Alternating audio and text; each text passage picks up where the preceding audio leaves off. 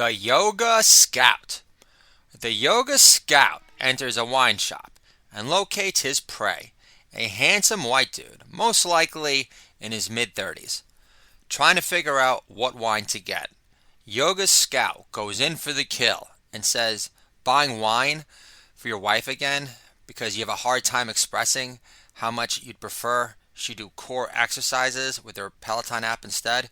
Married white guy says, how did you know?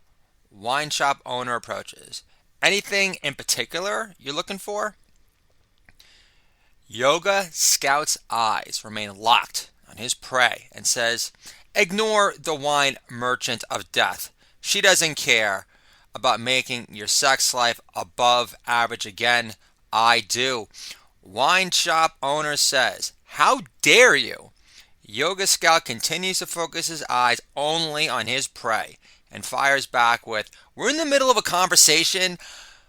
I'm in the process of offering a new lease on life. All you offer is boring talking points from Tucker Carlson. So with all due respect, I'd like to help save what remains of this man's flagging sense of independence.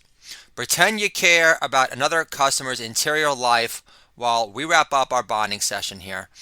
I'm not your sigh-heavy husband who has to act content with your indifference to high-stepping out of those Spanx from more box jumps in the yard after you've done pumping artificial love juice into sour relationships which reach their expiration date eons ago, lady. The wine shop lady rolls her eyes and returns behind the cash register as a new customer enters, who's a pretty-faced gal, most likely in her early 40s, who shoots a warm, semi-flirty smile at the Yoga Scout as she enters inside, which he feels from behind the back of his head because his third eye is open to eye sensations from every direction imaginable. The Yoga Scout resumes his pitch. Look, I know you're buying wine for your wife because you strike me as more of an IPA guy, for starters, despite your complete lack of facial hair, secondhand clothes, or visible tats, straining for hardcore indie cred respect. More importantly, I've been in your shoes before. Married, constrained, worry-laden, because you share more in common with your 9-year-old daughter than your own wife, who's done everything in her power to depreciate your relationships with your family and old friends because she's always struggled with accepting how much joy others are capable of giving you without her interference. Middle-aged white dude says, are they doing a remake of Candid Camera again? How do you know so much about me already? Or am I really that much of an open book on depression? Also, do you realize that pretty-faced gal who just came inside was giving you the yummy eyes the moment she came in the store? The Yoga Scout says, of course I did. My third eye feels all lusty awe. More importantly, do you long for greater flexibility in your life? Do you fantasize about doing what you want to do to satisfy your own shot at fulfillment on this earth that more often than not doesn't include your wife these days? Middle-aged dude says, is Coors Light the pounding beer of choice in Daytona Beach on spring break? Because it's lightweight and easy to inhale in rapid succession, like miniature Yenta breast sorority girls from the University of Buffalo. Personally, I wish they'd make a toothpaste that tastes like Coors Light so I don't taste anything afterwards. The Yoga Scout exudes a booming laugh, which shakes the pricier magnums of First Growth Bordeaux on the walls a little bit. Middle-aged guy says, that's the loudest laugh I've ever heard in my life. It was on par with a room full of black guys in the audience on Def Comedy Jam after Bernie Mac came out and said, I ain't scared of you motherfuckers, which set off a bomb of cataclysmic motion of high-flying legs and flailing arms in every conceivable direction, which screamed, touchdown, holla, thank you very much. The Yoga Scout says, my throat chakra is clear as Times Square on New Year's Day, so I have no problem projecting with mountainous echo feeling. Middle-aged dude says, are you a yoga instructor? I learned about chakras when I used to live in LA. My psychic told me about how I should have been a big-time comedy writer already, but had to pay $2,000 to clear my chakras first because they were more clogged than my freshman one-hitter.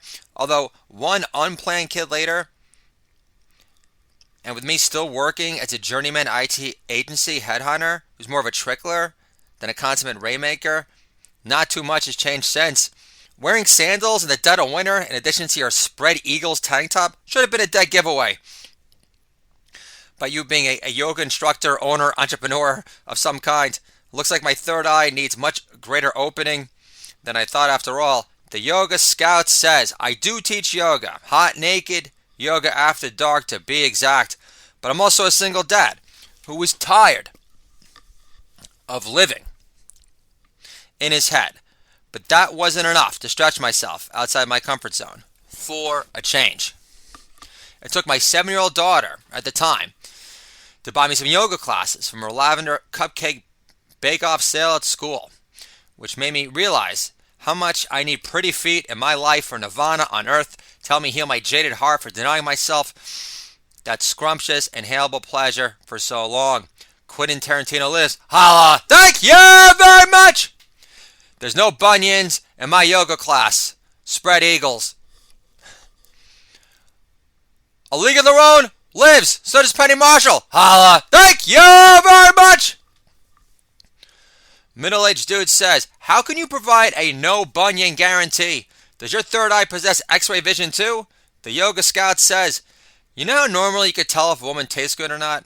Well, the more hot, naked yoga you do after dark in a candlelit room with In a Silent Way by Miles Davis on, the more in touch you become with your powers of intuition. Plus, anyone who enrolls in a hot naked yoga class is most likely bunion-free. Plus, I offer a full month membership refund if they do. My Spread Eagles hot naked yoga class after dark is full of many single men, moaning too. I wanted to create a safe space mixer for divorcees to meet without having to go through all the drawn out time-suck charade of having to wine and dine each other first. Because when you're a single dad or mom, who has the time for that bullshit anyway? Also, if you sign up for my class, it means you have no problem with your fellow classmates objectifying your body, knowing how much my Spread Eagle line of scented lubes and yoga mats and my signature Spread Eagle logo spread legs with picture perfect toes flies off the shelves too. More importantly, my class helps heal the trauma of repressed rage and latent sexual tension, which has been held in prison by shame and guilt for way too long. Our motto at Spread Eagles is, moaning is good, sighing is bad, because when you moan for pleasure, it means whatever you're doing is making your body come alive more than ever before because it feels so good. Because it feels so good. John Cougar Mellencamp, if you were to fucking stutter, a chorus lives. Holla! Thank you very much! Middle-aged guy says, do you have a yoga studio nearby? Croton Falls, New York isn't a bastion of after-hours hot, naked yoga studios. Last time I checked on Yelp, the pretty face 40-something gal approaches the Yoga Scout and says, excuse me, I couldn't help but overhear you two, but do you teach yoga at Spread Eagles in the city? My best friends met her latest and greatest boy toy there at your Tribeca location, I think. Middle-aged guy says, wait a minute. I thought only divorcees were invited to attend. The Yoga Scout says, there's more fucked up feet out there than you think. So in the true spirit of compassion and love for variety, Spread Eagles does everything in its power to spread the love. This is the Do It All Daddier podcast. Dad-friendly entertainment for you and me. What Gen X dads understand, obviously. Controlling our kids' economy can make our kids great again. My 3 fuss-free kids, 99.9% of the time, are living proof of it. Controlling my kids' economy, a love story. Doodle Dad does jokes. Resist This and the Great American Jew Novel, all available for sale on Amazon and Kobo. Audio versions available on Audio versions available only on Kobo. Come up with a better freaking name than Kobo, so I don't sound like a stuttering jerk off again. If you want to support your favorite non-representative, I am all over the place. This is what I get for trying to sell myself. If you want Why this is not coming natural to me, I have no idea. Do I not think I don't deserve your money? If you want to support your favorite non-represented do-it-all dad year comedian host, spread the love. Buy some books.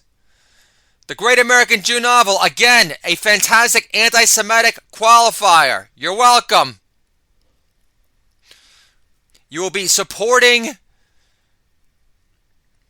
the development of 2 new books, which will secure literary representation guaranteed. The Koshtarian Diet and Waste of Height. Collection of short stories, including other A+ gems like The Yoga Scout. Feel free to... I'm going to do my own form of fundraising here. I'll even offer a first draft copy of Waste of Height that you guys could write feedback for, and I'll throw that into the mix. Just write me fucking reviews. That's all I want. You know what? Forget about writing reviews for the books, okay? You read them, you read them. I understand no one reads books these days anymore. However, I would love reviews on the podcast. It does not take much. Wouldn't mind getting a new and notable sometime this century, 400 episodes later.